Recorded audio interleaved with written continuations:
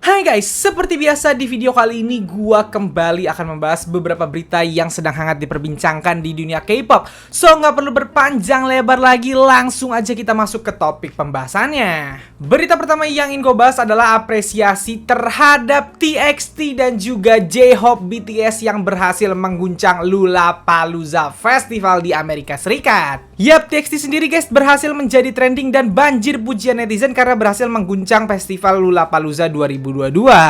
Gua kutip dari portal berita Pancave di Instagram guys, pada tanggal 31 Juli boy group asal Big Hit Music Tomorrow by Together atau TXT sukses memeriahkan festival Lollapalooza 2022 selama satu set penampilan berdurasi 45 menit di Chicago Grand Park. Melalui streaming langsung melalui aplikasi Weverse, penggemar di seluruh dunia mendapat kesempatan untuk melihat kinerja penuh kekuatan dari TXT. TXT memulai set mereka dengan penampilan elektrik dari judul lagu terbaru mereka dari Minisode 2 Thursday Child, Goodbye Gone Bad. Sejak awal pertunjukan fans Shenmue juga terdengar sangat jelas. Semua suasana festival semakin meriah. Sepanjang set, vokal live, energi, dan juga kehadiran para anggota membuat semua orang kagum. TXT membawakan total 8 lagu dimulai dari Good Boy Gone Bad dan dilanjutkan oleh Frost, Anti-Romantic, Valley of Lies, Ian Dior, Magic, Thursday Child, Has Fargo 2, Loser Lover, dan terakhir adalah Love Song I Know I Love You. Bang Siuk selaku CEO dari Big Hit Music juga anggota BTS Jimin dan J-Hope terlihat ikut menonton pertunjukan dari TXT tersebut. Dan ini beberapa komentar dari Kanets di postingan tersebut guys. Ada gila, yang kedua ada apa dengan proporsi mereka, yang ketiga bangga dengan TXT dari pagi ini, yang keempat mereka adalah anak-anak kita tapi mereka pasti tumbuh besar, dan lain-lain. Kalian bisa baca komentarnya di portal berita Pancave di Instagram ya. Nah, sebelum kita bahas penampilan TXT, gue juga mau langsung nyambungin dulu sama-sama tampil di Lollapalooza, yaitu J-Hope. Gue ambil beritanya dari portal berita official K-pop di Instagram yang berjudul "Bikin Merinding, J-Hope sukses lakukan debut set solonya di festival Lollapalooza". Nih isi beritanya guys, seperti yang diketahui J-Hope adalah member BTS pertama yang melakukan debut solonya dengan album Jack in the Box, dan tak hanya mengeluarkan album, J-Hope juga melakukan debut solo stage-nya di Lollapalooza dan secara resmi membuat sejarah sebagai artis Korea Selatan pertama yang tampil dan menjadi headline di panggung utama di festival musik besar US yaitu Lollapalooza. Selain itu, fakta lain tentang debut stage J-Hope di Lollapalooza antara lain, J-Hope dilaporkan sebagai artis dengan penjualan tiket tertinggi dalam sejarah Lollapalooza, di mana Lollapalooza sudah ada 31 tahun dengan setiap tahun lebih dari 100 artis tampil, dan J-Hope hari ini mencatat rekor sebagai artis dengan penjualan tiket tertinggi dalam sejarah Lollapalooza. Official merch J-Hope sold out dalam waktu beberapa jam dan menjual senilai $1 juta. J-Hope juga memiliki official J-Hope merchandise store di Lollapalooza. Konser J-Hope di Lollapalooza dimulai lebih awal yaitu 10 menit sehingga konser berlangsung selama 1 jam 10 menit dan membawakan 21 lagu. Buset, banyak bener. Lagu yang dibawakan oleh J-Hope dalam album Jack in the Box, mixtape Hopworth, dan lagu dari album BTS, dan juga Chicken Noodle Soup feat Becky G yang datang ke Lollapalooza untuk tampil bersama dengan J-Hope. Yang lebih membanggakan adalah J-Hope berhasil menyelesaikan konsernya selama 1 jam lebih dari 10 menit dengan lagu full Korea dan fanchan yang menggelegar sebanyak 200.000 penonton yang hadir. Dan tak hanya itu, Lollapalooza juga menayangkan secara live di Weverse dengan total penonton 11,2 juta. Nah, jadi itulah isi beritanya guys. Siap, gue mau appreciate dulu dua artis dari hype labels atau Big Hit Music, ada TXT dan juga seniornya J-Hope BTS mengguncang Lollapalooza gitu. TXT sebagai bahasanya junior, sebagai grup Gen 4 akhirnya berhasil tampil di salah satu festival musik terbesar juga di Amerika Serikat, dan mereka tadi berhasil membawakan 8 lagu, tampil 45 menit, dan penampilan mereka benar-benar dipuji gitu. Dan J-Hope, Jimin, dan juga Bang Siuk PD juga nonton mereka. By the way, gue nggak akan menampilkan klipnya di sini ya, karena pasti akan copyright, itu punya Weverse klipnya gitu, bukan punya gue, jadi nggak bisa ditampilkan di sini. Dan juga J-Hope satu lagi yang juga berhasil banget, ini juga membungkam seperti yang kemarin gue bilang bahwa musiknya J-Hope memang diperuntukkan sepertinya memang bukan buat pasar Korea. Kemarin kan sempat dibilang bahwa lagunya J-Hope itu kurang berhasil di chart musik Korea gitu. Tapi di luar negeri kalian bisa lihat di portal berita official K-pop dan juga di Instagram beberapa sudah ada yang ngeliatin klipnya dan bener-bener pecah parah, rame banget, dan J-Hope terlihat sangat menikmati gitu. TXT dan J-Hope sangat apa ya, memang pasar mereka mungkin sekarang yang lebih nge-grab adalah luar negeri gitu. Mereka terlihat sangat menikmati penampilan mereka di situ gitu, dan bener-bener menunjukkan siapa mereka. Utamanya J-Hope, kita tahu J-Hope sendiri bilang bahwa yang sekarang, musik dia sekarang adalah musik yang dia inginkan gitu, dan kelihatan banget gitu emang musiknya, dan tanpa lip sync ya. TXT dan J-Hope sama-sama tanpa lip sync dan bener-bener berhasil menampilkan penampilan yang terbaik. Jadi sekali lagi salut, angkat topi buat J-Hope dan juga TXT. Gimana nih pendapat kalian, utamanya para fans nih? By the way, tadi yang diberitakan J-Hope itu berhasil menjadi penjualan tiket terbanyak gitu, dan bahkan 200.000 yang nonton di sana langsung, fanchan member BTS, fanchan kepada J-Hope maksud gua, dan juga di Weverse ditonton 11,2 juta.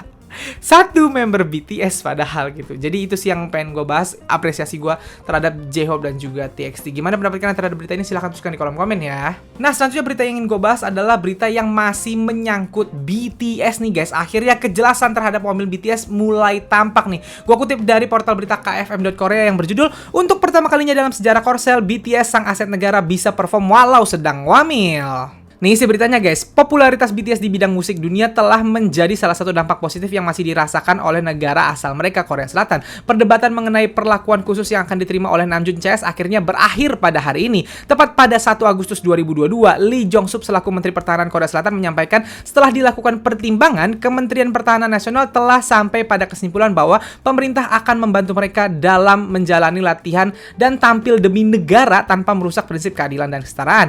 Keputusan ini diambil untuk kali pertama sepanjang sejarah terkait kontribusi BTS yang begitu besar, yang mendapat kebebasan semaksimal mungkin dalam berlatih dan menyuguhkan penampilan untuk mengemban tugas negara. Sementara itu, Jin yang merupakan anggota BTS yang lahir pada tahun 1992 akan menjalani waktu hingga akhir tahun 2022 ini menunda wajib militernya. Bagaimana tanggapan kalian terhadap keputusan dari Menhan Korea tersebut? Nah, jadi itulah beritanya guys. Siap, akhirnya keputusan ini keluar dan menjadi sejarah Korea lagi, karena ini pertama kalinya diperlakukan hak spesial seperti ini. Nih ya, buat kalian yang nggak tahu dulu, soalnya gue ngutip ini atau gue taruh di IG story gue, dan akhirnya banyak army juga yang chat gue, yang ada yang senengnya tapi ada juga sebelnya sama keputusan ini.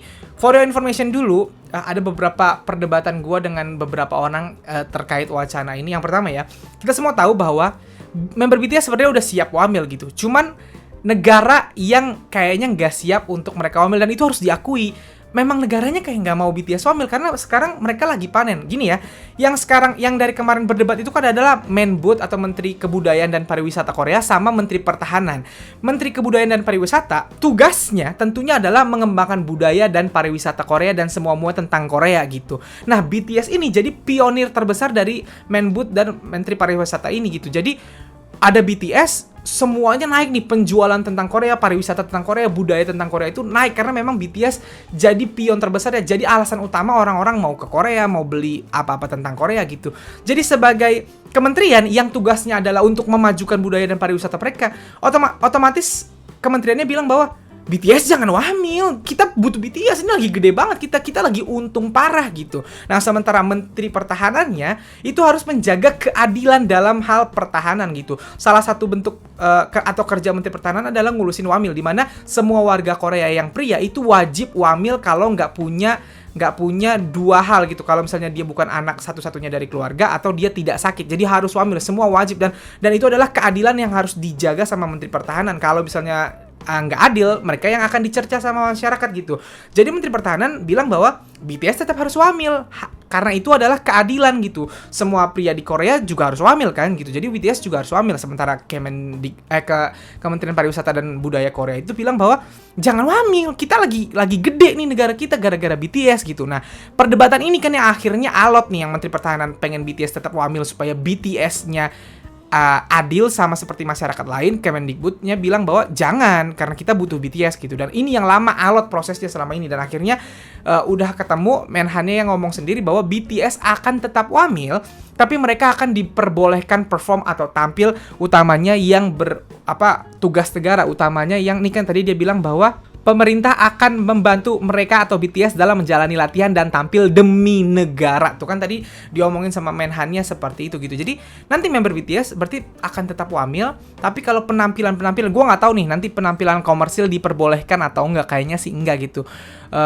Tapi penampilan yang berbau negara kayak jadi duta Expo Busan 2030 kan, BTS sudah jadi duta di situ. Kalau mereka harus tampil di situ, Jin misalnya lagi wamil, Jinnya diperbolehkan untuk ikut tampil dulu gitu. Nah, itulah hak istimewanya dari BTS. Sementara kalau orang-orang lain di Korea, pria-pria lain di Korea, apa termasuk artis gitu, kalau dia wamil ya dia harus meninggalkan profesinya, bener-bener ditinggalkan, harus fokus latihan wamil doang. Kalau BTS enggak, mereka latihan tapi mereka juga akan tampil utamanya yang merupakan tugas dari negara gitu. Dan hal ini tentunya adalah sesuatu pencapaian lagi nih, karena ini adalah rekor atau sejarah pertama ada grup atau ada artis pria yang dispesialkan seperti ini gitu. Dan harusnya seneng dong gitu. Wah, berarti saking hebatnya dispesialkan gitu. Nah, tapi gue lihat ada banyak ARMY juga di kolom komen di medsos gitu yang DM ke gue juga bilang malah mereka nggak terlalu seneng sama ini. Kenapa? Karena pemerintah seolah-olah nggak mikirin kesehatannya member BTS. Bayangin, wamil itu capek banget ya. Wamil aja udah capek banget. Semua orang yang wamil itu bilang wamil itu capek karena latihan sebagai tentara kan gitu. Bayangin member BTS mereka wamil, tapi begitu harus tampil mereka tampil gitu. Nah, jadi member BTS atau jadi idol aja capek banget nih, tampil tuh capek banget gitu. Sebelum tampil kan harus ada rehearsal, latihan lagi gitu, latihan nari lagi gitu. Ini mereka udah jadi tentara, latihan sebagai tentara udah capek, begitu harus tampil mereka juga harus tampil gitu. Jadi banyak ARMY yang berpikir ini mah disiksa namanya, udah jadi tentara disuruh tampil juga gitu. Kalau jadi tentara nih kita tahu, jadi tentara kan kaku kan, harus latihan gitu, badan udah nggak biasa buat nari, tiba-tiba disuruh tampil nari lagi gitu. Nah ternyata banyak ARMY juga yang bilang bahwa pemerintah nggak mikirin BTS, cuman dijadiin alat nih mah kalau kayak gini, capek BTS-nya gitu. Nah itu yang gue jadi bingung sebenarnya. Sebagai pencapaian, ini adalah sebuah pencapaian karena grup pertama yang dapat hak spesial seperti itu. Tapi bener kata ARMY, mereka kan capek banget gitu. Nah jadi itu sih yang pengen gue bahas. Nah gue mau bertanya nih kepada ARMY yang nonton video ini, kalau pendapat kalian seperti apa? Kalian setuju atau kalian seneng atau justru nggak seneng sama keputusan dari negara ini terhadap wamilnya BTS? Silahkan tuliskan pendapat kalian di kolom komen ya. Dan berita terakhir yang ingin gue bahas tentunya adalah hal yang udah kita tunggu-tunggu dan akhirnya keluar juga. Trailer announcement dari comeback terbaru Blackpink yang bertitel Born Pink. Gue nggak tahu ntar Born Pink ini akan jadi salah satu judul single utama atau judul album terbarunya mereka, Born Pink. Kayaknya sih akan jadi judul atau titel dari album terbaru mereka gitu. Nah yang menarik kalau kalian lihat trailer announcement itu nggak ada member Blackpinknya, hanya ada awan-awan pink dengan latar hitam gitu. Terasa elegan, banyak yang bilang ke gua kayak iklan Samsung ya bang videonya gitu. Dan juga musiknya di situ latarnya ada latar-latar Timur Tengah. Apakah ada konsep Timur Tengah yang akan dipakai Blackpink di comeback kali ini? Yang menarik ada tulisan di situ yaitu Agustus pre-release single, September album rilis, Oktober world tour begins gitu.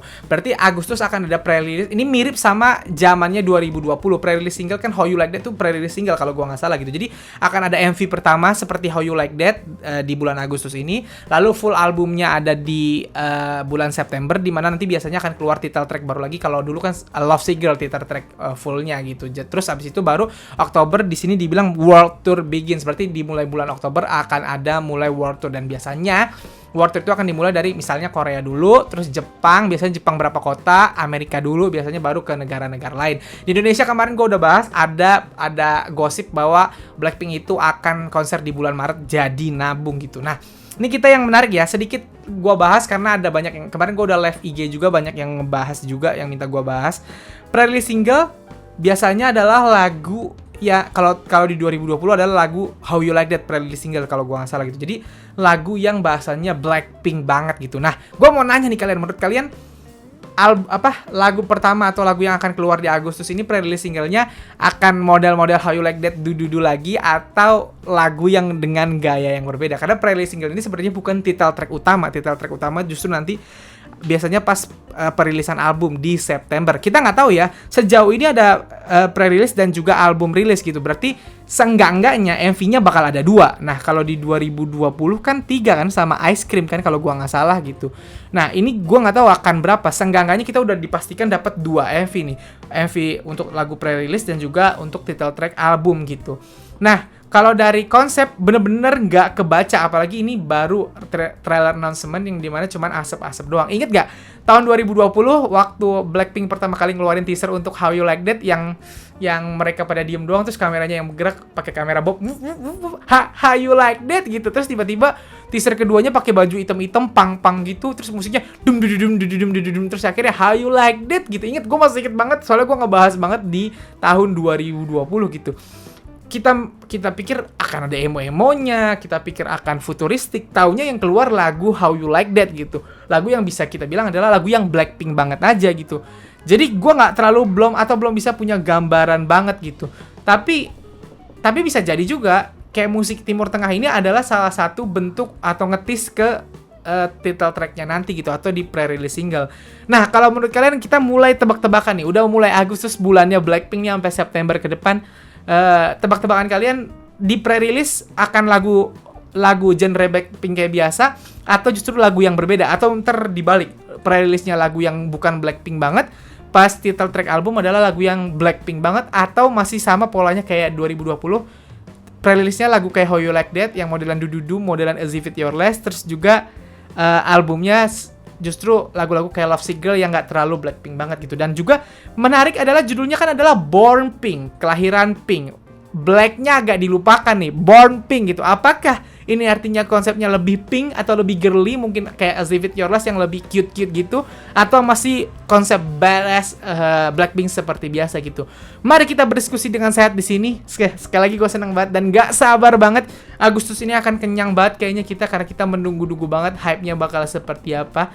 Dan seperti yang gue bilang kemarin, kalau bisa bersatu padu banget, karena ini adalah comeback Blackpink setelah 2 tahun, hampir 2 tahun tidak comeback, oke? Jadi mari berdiskusi di bawah, gue nunggu banget pendapat kalian. Silahkan tuliskan di kolom komen. So guys, jadi segitu aja video gue kali ini. Kalau kalian suka video ini seperti biasa, silahkan like dan share ke teman-teman K-popers sekalian. Kalau kalian mengenal gue, kalian bisa follow gue di Instagram. Dan kalau belum subscribe channel gue, silahkan di subscribe. Sekian dari gue, bye.